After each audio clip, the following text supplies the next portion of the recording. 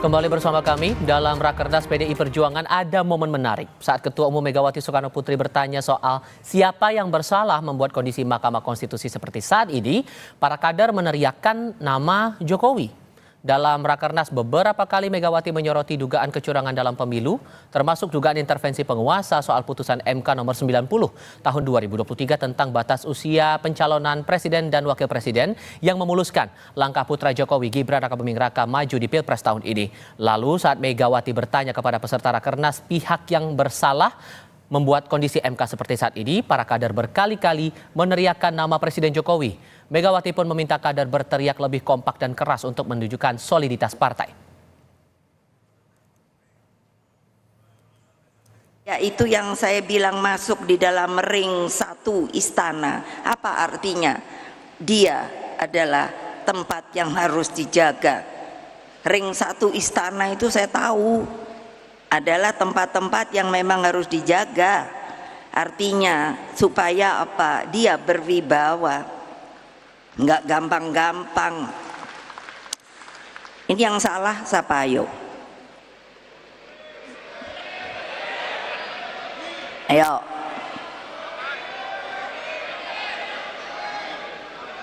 Mbok kalau jadi partai, katanya partai itu kita solid bergerak. Mbok kalau teriak tuh semua gitu tuh, gitu loh.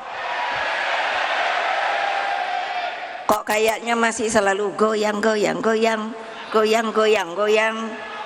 Ya kalau siapa yang goyang udah deh nggak usah jadi PDI Perjuangan dah. Sementara itu, Presiden Joko Widodo dan Wakil Presiden terpilih Gibran Rakabuming Raka memilih menghabiskan waktu berlibur akhir pekan di Yogyakarta. Hari ini Jokowi mengajak kedua cucunya Jan Etes dan La Lembah Manah ke Candi Borobudur, Magelang, Jawa Tengah. Jokowi dan Gibran pun sempat menyapa warga yang ada di sana.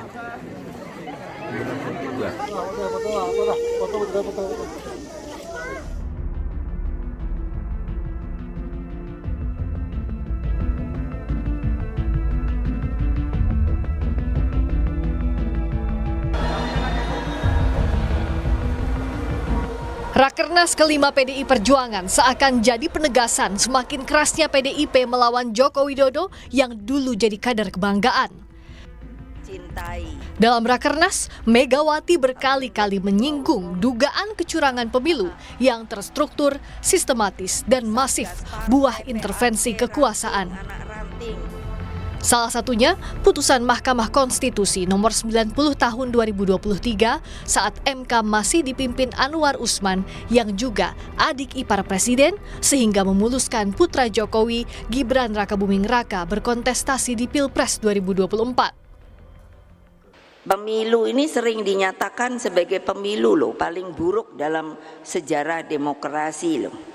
Pernyataan ini banyak disuarakan oleh para akademisi, para tokoh masyarakat sipil, guru besar, hingga seniman, budayawan. Namun hal yang begitu menyedihkan saya adalah terjadinya pengingkaran terhadap hak kedaulatan rakyat itu sendiri.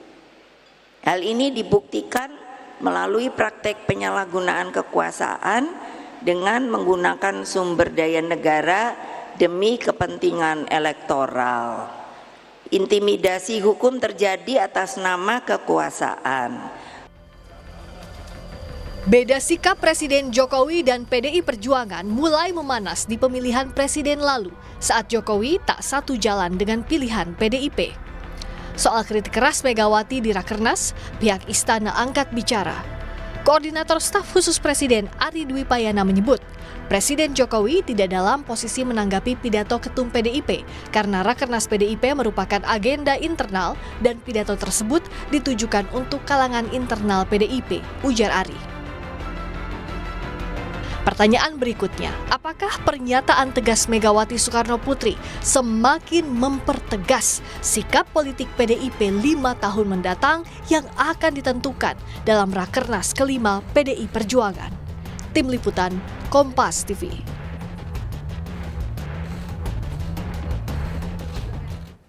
Dalam Rakernas kelima PDI Perjuangan, Ketua Umum Megawati Soekarno Putri berkali-kali menyindir pemerintahan Jokowi. Pertanyaannya, apakah ini semakin mempertegas sikap PDI Perjuangan di luar pemerintahan?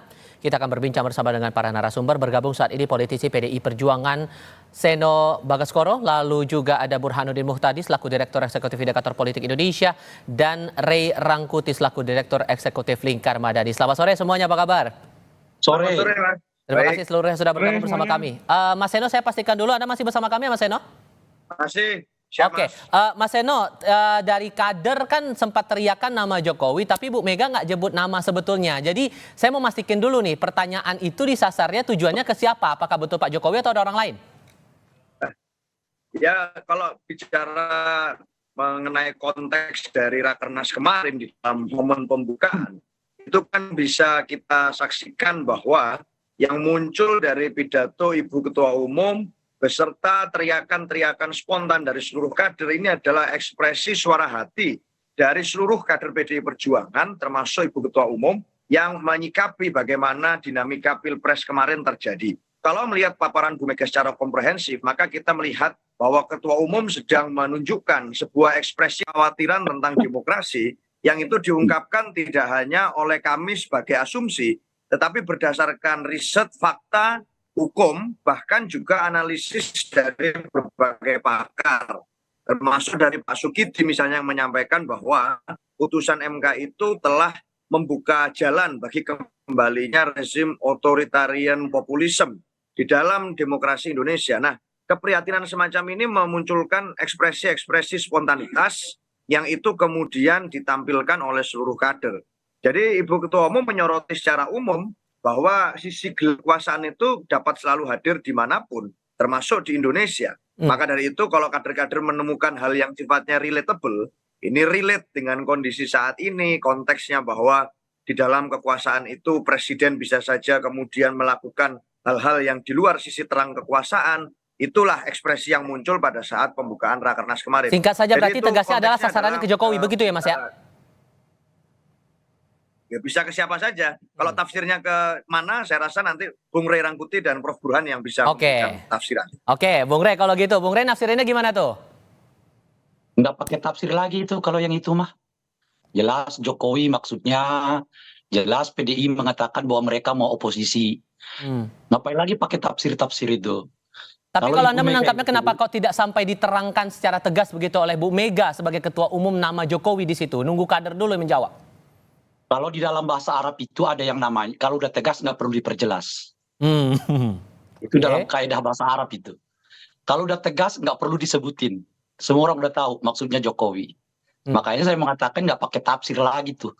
Udah jelas maksudnya Jokowi. Yang dianggap merusak demokrasi itu ya Jokowi. Yang dianggap mengkhianati itu ya Jokowi. Yang akan melakukan oposisi itu ya PDI Perjuangan. Kita tidak pernah mendapatkan cerita Ibu Mega itu ngomong A maunya B. Itu kelakuan yang biasa terjadi pada Pak Jokowi. Pak Jokowi bisa ngomong A tetapi bertindak B. Kalau Ibu B udah mengatakan kita di sini, ya di situ. Nggak pakai tafsir-tafsir. Itu yang kita kenal dari dulu dari Ibu Mega. Ya. Nah, yang biasa yang membutuhkan tafsir itu lakunya Pak Jokowi. Kalau Pak Jokowi itu ngomong A, mungkin maunya B, maunya C gitu loh. Iya kan? Tapi kalau Ibu Mega udah mengatakan A, ya A. Itu dari dulu kita kenal dari Ibu Mega. Oleh karena itu udah selesai menurut saya perdebatan. Pertama, bagi PDI, Jokowi itu adalah pengkhianat. Dan yang kedua adalah perusak demokrasi. Yang kedua, dengan sendirinya PDI menegaskan bahwa mereka itu berada di jalur oposisi, baik kepada pemerintahan Pak Jokowi yang sekarang, maupun nanti kepada pemerintahannya Pak Prabowo sebagai kelanjutan dari pemerintahannya Pak Jokowi itu. Dan beserta karena itu, ada 4 instruksi yang disampaikan oleh Ibu Mega. Pertama adalah menolak undang-undang atau menolak revisi undang-undang MK. Kedua, menolak revisi undang-undang penyiaran.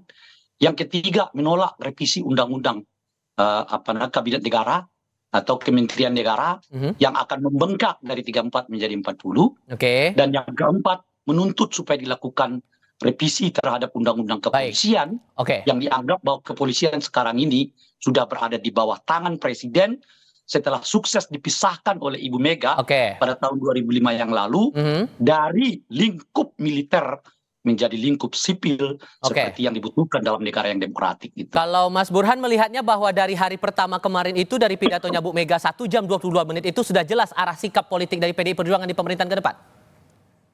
Terlalu jelas, Tival ya. Terlalu jelas, oke.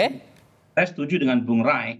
Sebenarnya kita terlalu banyak memberi porsi menafsirkan apa yang disampaikan oleh Ibu Mega, padahal tidak perlu menjadi seorang pengamat untuk bisa memahami apa yang diinginkan oleh Ibu Mega terkait dengan posisi atau sikap PDI Perjuangan di pemerintahan mendatang. Justru yang perlu kita diskusikan adalah apa implikasi dari pilihan politik PDI Perjuangan untuk berada di luar. Jadi secara demokrasi ini patut kita apresiasi sikap PDI Perjuangan untuk komit berada di luar, karena kita membutuhkan satu checks and balance. Yang kedua adalah secara elektoral juga menjanjikan. Ketika semua partai masuk ke dalam pemerintahan dan tidak ada satupun partai yang berkenan untuk berada di luar, maka insentif bagi siapapun yang tidak puas terhadap kinerja pemerintahan mendatang itu akan dimonopoli oleh PDI Perjuangan. Tentu saja masyarakat punya ekspektasi supaya tidak terjadi dominasi dan monopoli kekuasaan kalau misalnya ada pihak yang berkenan berada di luar. Jadi implikasinya itu yang saya lebih menarik untuk kita diskusikan, dan harapannya itu tidak hanya PDI Perjuangan yang mau berada di luar kekuasaan.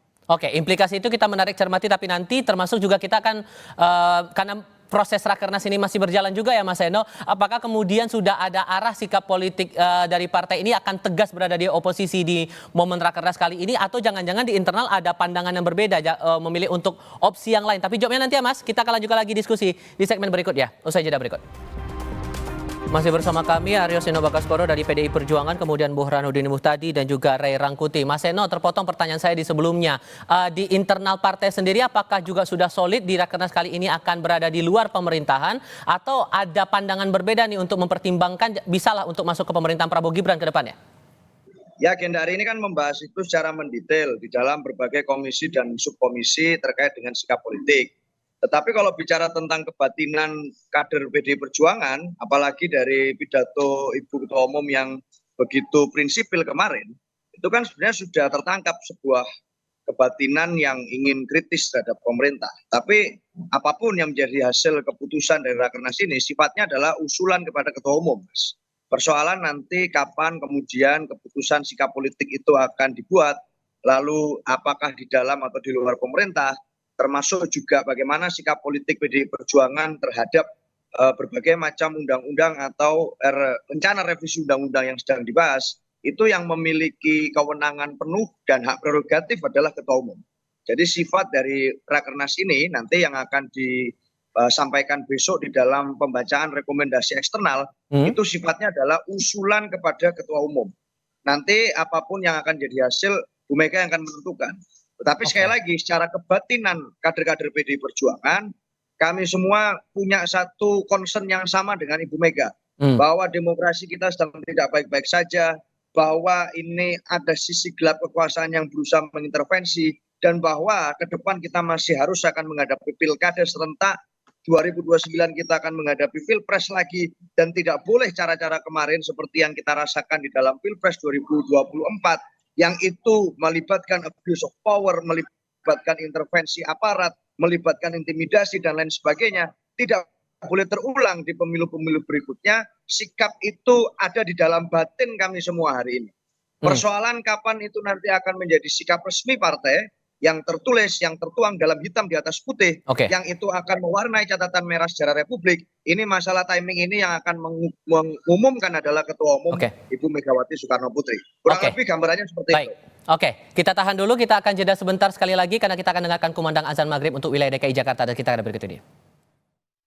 Selamat menjalankan ibadah fardu maghrib untuk Anda umat muslim di wilayah DKI Jakarta dan sekitarnya. Saya lanjut ke Bung Rey. Kalau begitu Bung Rey, ada suasana kebatinan yang ditangkap walaupun kemudian pada akhirnya putusan tetap di tangan Bu Mega. Kalau Anda melihatnya ini ujungnya pasti akan fix, akan ke oposisi, atau jangan-jangan akan ada momen melihat syarat dan ketentuan berlaku?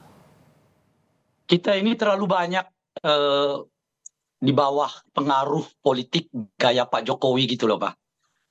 Sehingga selalu melihat tingkah laku politisi itu A dan B, C itu bisa beda-beda tiap hari gitu. Hmm.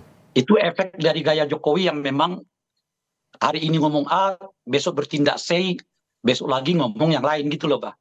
Nah itu terlalu banyak di kepala kita.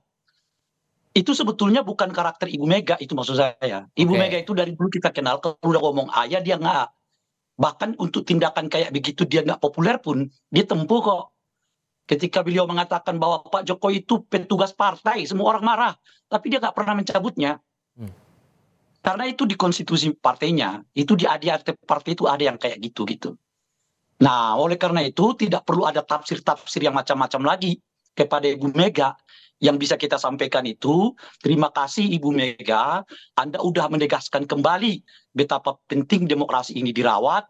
Kalau kalah, ya oposisi, mengawasi pemerintah, mengawal pemerintah, supaya ada politik ini hidup. Sebab kalau semua berbondong-bondong kepada kekuasaan, politik kita mati. Nggak ada lagi, nggak terlalu penting lagi namanya demokrasi itu. Oke. Nah, dengan penegasan Ibu Mega ini, kita mengharapkan kembali politik ya hidup lagi, karena ada yang menyatakan berbeda, ada yang mengkritisi pemerintah, ada yang mengawasi pemerintah, ada yang mengatakan suara yang berbeda mungkin yang dominan, yang mungkin dilakukan oleh pemerintah dan seterusnya itu Oke. gitu. Nah, oleh karena itu saya tidak punya keraguan bahwa pada sikap Ibu Mega untuk mengatakan bahwa beliau berada di oposisi, bahkan beliau mengatakan kok, ya, Baik. jangan jadi politisi kalau hanya mencari Oke. zona nyaman aja, kata Oke. beliau. Oke, sudah kami Politisi tangkap yang itu, kuat Situp. itu adalah politisi Oke. yang siap diuji kapan waktu pun, baik Oke. di dalam kekuasaan maupun di luar kekuasaan. Anda punya keyakinan oleh karena- itu, tapi kalau menurut Mas Burhan ada implikasi tertentu nggak? Karena kan kalau kita lihat, kalaupun jadi nih PDIP sikap oposisi, PKS belum menyampaikan sikap. Akan ada dinamika apa nanti kalau ternyata PDIP sendiri yang akan oposisi? Kalaupun toh hanya PD Perjuangan yang berdiri sendiri sebagai barisan oposisi, menurut saya bagus buat PD Perjuangan secara elektoral, karena semua insentif secara politik, kalau misalnya ada ketidakpuasan yang makin meningkat terhadap pemerintahan mendatang, itu akan dimonopoli oleh PD Perjuangan. Justru malah kabar baik. Dan saya sendiri ya, itu merasa kalaupun toh semua partai berada di dalam kekuasaan, dan hanya PD Perjuangan yang setia berada di luar, itu tidak serta-merta PD Perjuangan akan sendirian. Karena jangan lupa, nature-nya partai itu adalah mencari popularitas. Baik. Kalau misalnya popularitas menurun, maka partai-partai yang berada di dalam kekuasaan pun itu akan mencoba pragmatis untuk mendapatkan dukungan publik. Jadi menurut saya ujian sebenarnya itu adalah soliditas partai-partai pendukung Itu dia. Pak Prabowo. Dan saya melihat karena Pak Prabowo hanya didukung oleh Gerindra, yang notabene adalah partainya, itu tidak jaminan partai-partai yang akan mendukung Pak Prabowo akan setia seterusnya. Baik. 2023. Baiklah, Mas Burhan, Bung Rey, Mas Edo, terima kasih banyak sudah hadir dalam diskusi kami kali ini. Sehat selalu semuanya. Selamat sore. Prof. Burhan.